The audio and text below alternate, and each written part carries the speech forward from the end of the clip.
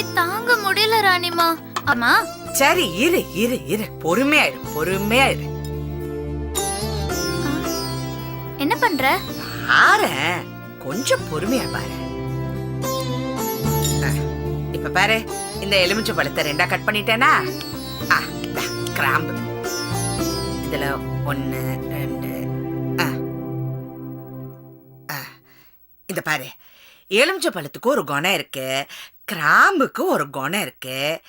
இந்த மாதிரி எலுமிச்சை பழத்துல இடி பக்கத்துல கிராம்ப சொருவி எந்த ரூம்ல கொசு அதிகமா இருக்கோ அங்க போய் வச்சிடணும்.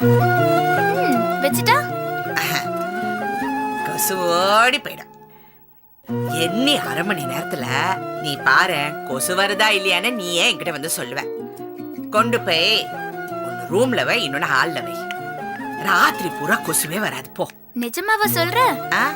என்னால நம்பவே முடியல ராணிமா. நாளைக்கு உன் ஃப்ரெண்ட்ஸ் கிட்ட எல்லாம் போய் சொல்லு.